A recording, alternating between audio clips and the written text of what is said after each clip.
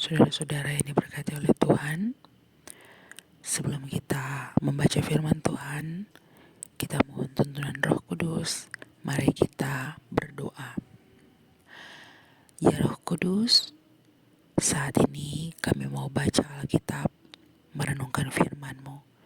Kami mohon Tuhan menolong kami, memberi kami telinga seorang murid untuk boleh peka dalam mendengar apa yang menjadi keinginan Tuhan. Dan berikanlah kami juga hati seorang murid yang mau taat untuk melakukan firman-Mu, dan lidah seorang murid untuk boleh selalu memperkatakan firman-Mu sesuai apa yang menjadi kehendak Tuhan. Berfirmanlah ya Tuhan, pakailah hamba-Mu demi Kristus Tuhan, kami berdoa. Amin. Kita akan membaca Alkitab di saat ini dalam 1 Tawarik pasal 29 ayat 1 sampai 9. Sumbangan untuk pembangunan bait suci. Berkatalah Raja Daud kepada segenap jemaah itu, Salomo anakku yang satu-satunya dipilih Allah adalah masih muda dan kurang berpengalaman. Sedang pekerjaan ini besar, sebab bukanlah untuk manusia bait itu, melainkan untuk Tuhan Allah. Dengan segenap kemampuan aku telah mengadakan persediaan untuk rumah Allahku, yakni emas untuk barang-barang emas, perak untuk barang-barang perak, tembaga untuk barang-barang tembaga, besi untuk barang-barang besi, dan kayu untuk barang-barang kayu, batu permata syuham dan batu permata tatahan, batu hitam dan batu permata yang berwarna-warna, dan segala macam batu mahal-mahal yang sangat banyak dan sangat banyak pualam. Lagi pula, oleh karena cintaku kepada rumah Allahku, maka sebagai tambahan pada segala yang telah kusediakan bagi rumah kudus, aku dengan ini memberikan kepada rumah Allahku dari emas dan perak kepunyaanku sendiri 3.000 talenta emas dari emas Ofir dan 7.000 talenta perak murni untuk menyalut dinding ruangan, yakni emas untuk barang-barang emas dan perak untuk barang-barang perak, dan untuk segala yang dikerjakan oleh tukang-tukang. Maka siapakah pada hari ini yang rela memberikan persembahan kepada Tuhan? Lalu para kepala puak dan para kepala suku Israel dan para kepala pasukan 1.000 dan pasukan 100 dan para pemimpin pekerjaan untuk raja menyatakan kerelaannya. Mereka menyerahkan untuk ibadah di rumah Allah 5.000 talenta emas dan 10.000 dirham, 10.000 talenta perak dan 18.000 talenta tembaga serta 100.000 talenta besi. Siapa yang mempunyai batu permata menyerahkannya kepada Yehiel orang Gerson itu untuk perbendaharaan rumah Tuhan. Bangsa itu bersuka cita karena kerelaan mereka masing-masing, sebab dengan tulus hati mereka memberikan persembahan sukarela kepada Tuhan. Juga Raja Daud sangat bersuka cita. Saudara-saudara yang diberkati oleh Tuhan kita Yesus Kristus, awalnya memang impian untuk mendirikan rumah bagi Allah diinspirasi oleh Daud. Tapi memang dalam 1 Tawarik 28 ayatnya yang ke-3 disebut bahwa Daud tidak dikenan mendirikan bait bagi Allah karena dia adalah seorang prajurit dan telah menumpahkan darah. Apa artinya? Bagian ini sering ditafsir begini. Daud sudah menumpahkan darah, artinya dia pembunuh. Maka seorang pembunuh tak layak membangun bait bagi Tuhan. Padahal bukan itu artinya. Mari kita perhatikan baik-baik. 1 Tawarik 28 ayat 3. Engkau ini tidak akan mendirikan rumah bagi namaku, sebab engkau ini seorang prajurit dan telah menumpahkan banyak darah. Bukan karena dia membunuh sebagai prajurit, karena yang menyuruh untuk membunuh bangsa itu kan Tuhan juga. Artinya apa?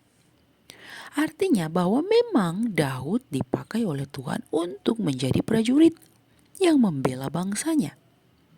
Tangannya yang menumpahkan darah bukan dalam arti karena dia pembunuh sesama manusia sehingga tangannya kotor. Bukan. Tapi tangan Daud memang dipakai oleh Allah untuk menumpahkan darah bangsa-bangsa yang tidak mengenal Allah. Lalu mengapa Daud tidak dipilih tapi Salomo? 1 Tawarik 28 ayat 6 menjelaskan bahwa Allah berkenan kepada Salomo. Mengapa Allah sampai berkenan pada Salomo? Tidak tahu. Apakah karena kualitasnya? Tidak juga. Salomo malah hidupnya jauh lebih bobrok daripada Daud. Akhir hidupnya, dia menyembah patung yang disembah oleh istri-istrinya. Tapi mengapa Salomo yang dipilih? Karena Allah berkenan memilihnya. Allah memberikan Salomo penugasan itu. Walaupun akhirnya juga Salomo ternyata menjadi raja terakhir dari pemerintahan yang masih satu. Setelah itu, pecahlah kerajaan itu. Jadi apakah Salomo baik karena tidak menumpahkan darah dan Daud buruk karena menumpahkan darah sehingga tak boleh mendirikan bait? Tidak. Maka menjawab bagian itu kita perlu hati-hati memahaminya. Kalau Allah mau pilih, apa mau dikata? Sebab memang tidak ada dari satupun kita yang cukup untuk memenuhi standarnya Allah, termasuk dalam membangun bait suci. Maka tangan seorang prajurit Daud memang dipakai Allah untuk menumpahkan darah dalam memenuhi tuntutan Tuhan membinasakan banyak bangsa yang disuruh Tuhan sendiri untuk dibunuh. Maka tanggung jawab mendirikan rumah bagi Tuhan tidak perlu lagi dikerjakan Daud. Sebab memang setiap masing-masing kita diberikan tugas yang berbeda-beda. Salomo secara khusus diberi penugasan itu, penugasan membangun bait Allah. Maka Daud yang saat itu masih memerintah sebagai raja, memberikan seruan kepada segenap jemaat tentang anaknya Salomo yang satu-satunya dipilih Allah. Mengapa hal ini menjadi penting? Sebab memang dari masa ke masa, tahta dari seorang ayah yang adalah raja, ayah yang memiliki banyak anak, tentu akan selalu menjadi incaran. Apalagi kalau ayahnya punya banyak istri, sama seperti Daud. Maka seruan Daud ini dilakukan agar supaya keberadaan Salomo dapat dikukuhkan sebagai satu-satunya yang dipilih Allah. Tapi memang Daud pun mengakui bahwa Salomo masih muda, kurang berpengalaman. Padahal pekerjaan mendirikan rumah bagi Allah itu adalah pekerjaan yang besar. Sebab bait itu bukanlah untuk manusia, melainkan untuk Tuhan. Maka seruan Daud ini tentu juga merupakan suatu petunjuk bagi umat agar Salomo dibantu dalam mengerjakan tugas ini. Bahkan sebagai seorang yang taat pada Allah dengan segenap kemampuan. Dia bukan hanya mempersiapkan bahan persediaan bagi rumah Tuhan, tapi juga sekaligus dia memudahkan Salomo dalam mengemban tugas yang besar ini. Dia sudah mempersiapkan apa juga yang akan dipersembahkannya. Daud sudah mempersiapkan emas, perak, tembaga, besi, kayu, batu syuham, permata tatahan, permata berwarna-warna, segala macam batu mahal dan pualam. Semua ini akan diperuntukkan bagi kebutuhan pembangunan bait suci. Dan dengan tambahannya, ayat 3 menginspirasi kita semua. Bagaimana kecintaan Daud pada rumah Allahnya. Dan tentang bagaimana dia sendiri memberikan contoh bagi umat. Padahal dia sudah mempersiapkan yang lainnya. Tapi juga menjadi penyumbang utama. Tambahan sumbangan. Disebut bahwa karena cintaku kepada rumah Allah, maka diberikan pula emas dan perak kepunyaannya sendiri. 3.000 talenta emas dari emas Ofir, 7.000 talenta perak murni yang nanti digunakan untuk menyalut dinding ruangan.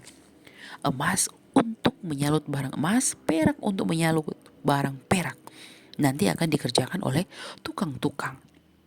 Penting untuk menyuarakan hal ini bagi jemaah Allah. Sebab ternyata tujuan Daud ada di ayat 5 bagian C. Dia kemudian bertanya, siapakah pada hari ini yang rela memberikan persembahan kepada Tuhan? Ini memberi petunjuk bagi kita bahwa ternyata Daud sudah terlebih dahulu memulai apa yang di kemudian hari dijadikan tuntutannya agar dikerjakan juga oleh umat. Pesan penting yang dapat kita peroleh. Seringkali orang memang sulit mengikuti nasihat yang baik dari kita karena pada kenyataannya kita sendiri tak memberi contoh yang baik. Misalnya dalam mengerjakan tugas-tugas. Kalau kita menyuruh orang tepat waktu saat kita sendiri tidak tepat waktu, itu akan membuka peluang orang memandang rendah kita karena ketidaktepatan waktu kita. Kalau kita selalu bicara harus jadi teladan, tapi hidup kita tak jadi teladan, orang akan dengan mudah mengejek karena memang kita tak jadi teladan. Dan hal ini tentu ternyata menggerakkan para kepala puak, kepala suku, kepala pasukan, para pemimpin pekerjaan untuk raja dalam menyatakan juga kerelaannya untuk membantu lewat persembahan yang nanti akan menopang pembangunan bait itu sendiri. Apa-apa yang dipersembahkan? Disebut 5.000 talenta emas, 10.000 dirham, 10.000 talenta perak, 18.000 talenta tembaga, dan 100.000 talenta besi. Ada juga batu permata yang kemudian diserahkan pada Yehiel orang Gerson itu, disimpan dalam perbendaharaan rumah Allah. Situasi itu membuat seluruh bangsa bersuka cita, karena masing-masing memberikan dengan kerelaan. Mereka memberikan dengan tulus, dengan sukarela. Demikian juga Daud. Daud sangat bersuka cita. Apa pesan-pesan firman bagi kita? Yang pertama ialah, Daud sebagai seorang raja yang baik, sekaligus ayah yang baik, dia taat pada apa yang dikatakan oleh firman Tuhan. Dia menyatakan, bukan hanya kepada anak-anaknya, tapi kepada semua bangsa, bahwa memang Salomo dipilih Allah. Sebagai seorang ayah juga, dia tidak membuka celah lagi bagi anak-anaknya. Nanti bisa membuka peluang mereka saling berebut kekuasaan. Maka dia sendiri yang memberikan penegasan kepada jemaat bahwa hanya kepada Salomo Allah memberikan pilihan untuk mengerjakan pekerjaan bait suci. Artinya apa? Bagi kita, jangan sampai sebagai seorang ayah, seorang ibu memiliki banyak anak, kau tak bertanggung jawab atas apa-apa saja yang bisa terjadi pada kehidupan dan relasi mereka di masa yang akan datang. Jangan sampai karena adanya ketidakjelasan hak atas kepemilikan harta misalnya, lalu akhirnya di kemudian hari kau membuka peluang anak-anakmu saling benci, malah saling bunuh. Kedua, kerendahan hati dari seorang Daud dalam mengakui anaknya Salomo masih muda, kurang pengalaman kepada jemaat adalah sikap yang baik dari seorang pemimpin. Seorang pemimpin butuh kerendahan hati. Kerendahan hati tak bisa terlihat dengan kalau saudara-saudara jalan menunduk-nunduk, padahal hatimu sebenarnya terangkat tinggi. Salah satu ciri orang yang rendah hati ialah dia akan selalu mengakui kelemahannya dan kelebihan orang lain. Termasuk walaupun anaknya Salomo adalah putra mahkota, namun kemudaannya, kurang pengalamannya Salomo diakui oleh Daud. Maka sebagai seorang pemimpin, kita juga harus mengakui bahwa kita tak selalu lebih baik dari orang lain, tak selalu lebih tahu dari orang lain, tak selalu lebih berpengalaman dari orang lain. Dan kita butuh dukungan dari orang lain. Inilah sifat Daud yang juga perlu kita tiru. Daud sebagai pemimpin yang hebat pun mengakui, walaupun anaknya nanti akan melanjutkan tata pemerintahan, tapi tanpa support dari orang-orang yang lebih berpengalaman, dari masyarakatnya sendiri, Salomo yang nanti di masa yang akan datang akan menjadi pemimpin, apalah artinya kehebatan nama seorang sang Daud karena anaknya Salomo tidak didukung oleh masyarakatnya. Pesan ketiga, dalam mengerjakan suatu pekerjaan bagi Tuhan, kita perlu melakukannya dengan persiapan yang maksimal, terorganisir dengan baik. Kita dapat bayangkan kalau organisasi dunia saja, pemerintah, swasta, atau apapun itu, selalu memperhatikan manajerial yang baik. Apalagi kalau mempersiapkan sesuatu untuk Tuhan. Tentu harus lebih matang, tersusun, diatur dengan rapi. Dalam kepanitiaan panitia di gereja, dalam persiapan-persiapan untuk memberikan tata cara untuk pengaturan persembahan bagi Tuhan, itu harus dikelola dengan secara baik. Maka saat saudara-saudara dipakai Tuhan dalam melayaninya, sadarlah, sadar selalu bahwa pekerjaan ini adalah pekerjaan untuk Tuhan. Maka bila kesadaranmu itu dimiliki, tentu segalanya tidak akan dengan asal-asal saja dikerjakan. Pesan yang keempat, Daud mempersiapkan segala sesuatu untuk pembangunan bait Allah dengan segenap kemampuannya. Karena apa? karena dia memiliki kecintaan kepada rumah Allahnya. Dalam melayani Tuhan di segala bidang kehidupan, apakah kita punya kesadaran untuk hal ini? Bahwa kita akan melayani segala sesuatu untuk Tuhan dengan segenap hati, apalagi pekerjaan bagi Tuhan. Maka saya bisa pastikan orang yang melayani dengan sungguh pasti tak akan mudah merasa lelah ataupun cepat menyerah. Dia pasti unggul, bukan hanya karena mau terus belajar, tapi karena kecintaan pada Tuhannya akan membuat dia mau untuk melakukan segala sesuatu.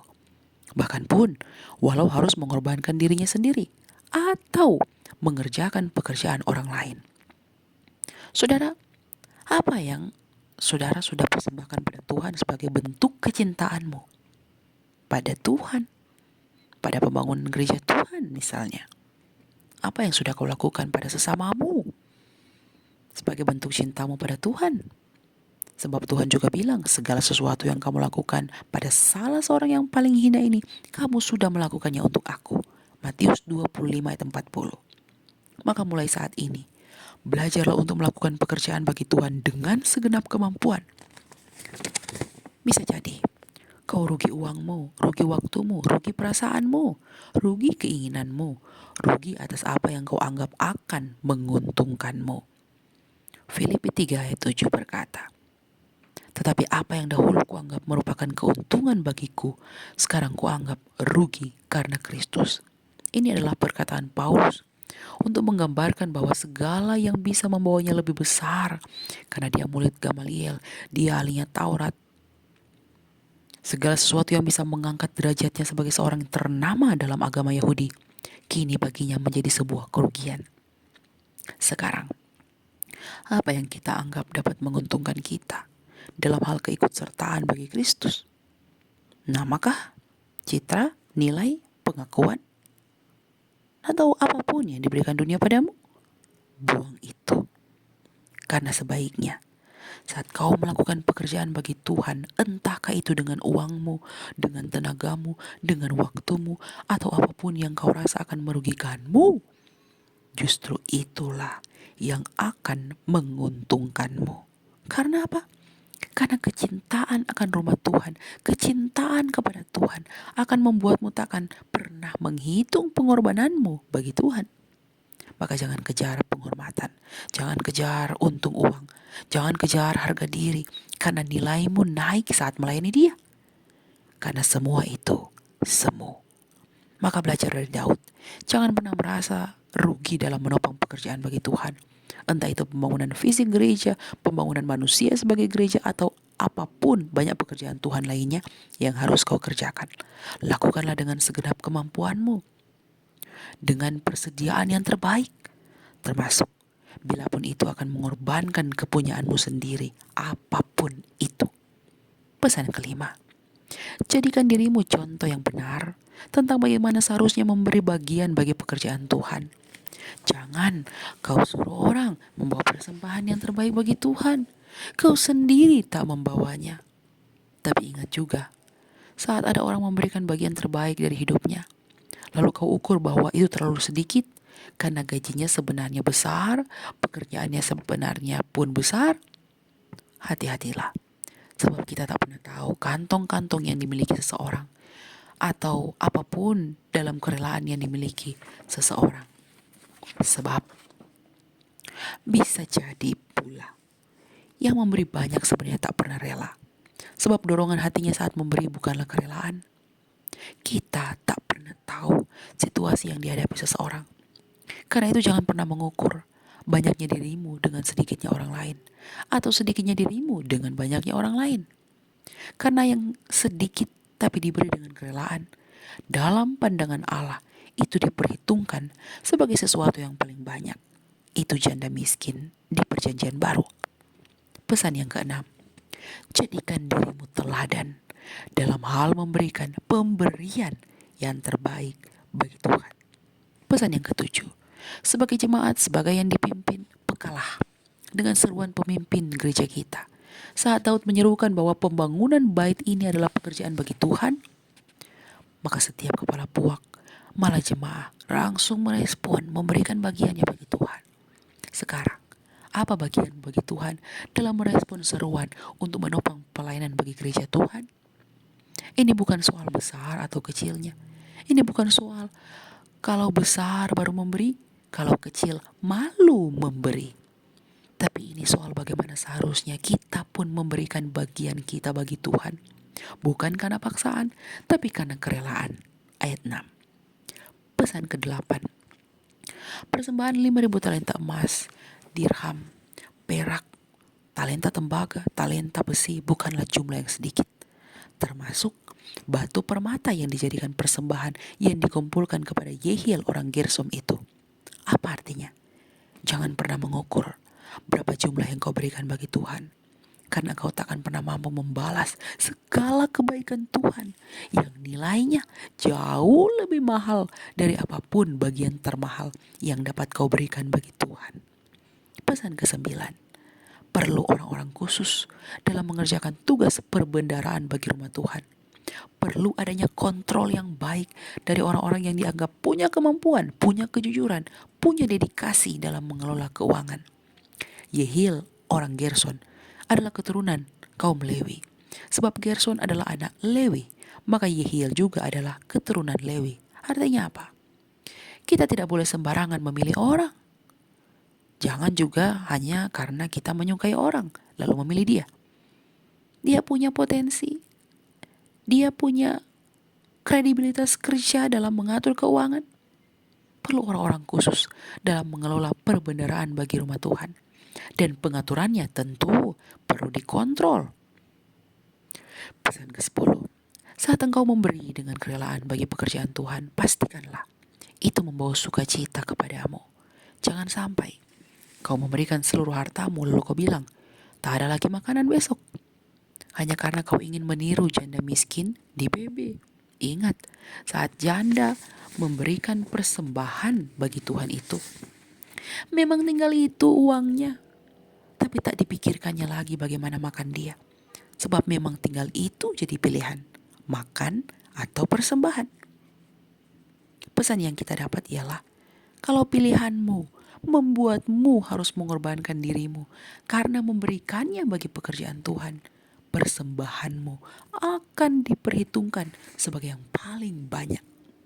Maka sukacita yang dirasakan oleh seluruh bangsa itu termasuk Daud, kiranya pun menjadi sukacita bagi kita saat membawa persembahan bagi Tuhan. Sekarang, hitung berapa banyak yang seharusnya kau berikan ke gereja, tapi tak kau serahkan untuk pekerjaan Tuhan. Dan bandingkan itu dengan setiap kebaikan Tuhan di hidupmu. Kalau kerelaanmu dan kemampuanmu hanya sekedar bawa itu, besar kecilnya tidak masalah. Kan Tuhan tahu kemampuan ekonomimu saat itu, bulan itu. Asalkan memang tentu saat kau beri kecil, memang mungkin itu bulan kering. Tapi ingat, ada bulan gemuk. Jangan kau belanjakan untuk keinginanmu, padahal untuk persembahanmu tiada. Maka biarlah saat kau memberi, akan ada sukacita yang timbul di dalam hatimu, karena selalu tahu dan percaya Tuhan tak pernah menutup berkat-Nya bagimu. Tuhan memberkati kita semua melakukan firman-Nya. Amin. Kita berdoa. Tuhan, terima kasih untuk firman-Mu. Engkau memberi kami peringatan bagaimana seharusnya kami ingat pada Tuhan, tahu memberikan bagian yang terbaik untuk Tuhan, menjadi contoh dalam memberikan bagian yang terbaik, peka terhadap apa yang disampaikan oleh para pemimpin kami, khususnya untuk pekerjaan bagi rumah Tuhan, bagi Tuhan, bagi pelayanan gerejamu. Dan karena itu tuntun sertai kami semua, agar tidak pernah menghitung-hitung sudah berapa banyak kami memberikan bagian untuk Tuhan, tapi selalu menghitung betapa sedikitnya, betapa kurangnya kalau harus membandingkan dengan kasih setiamu yang selalu kami rasakan di hidup ini. Terima kasih Tuhan untuk firman yang boleh menguatkan. Demi Kristus Tuhan, firman yang menjadi manusia, kami berdoa. Amin.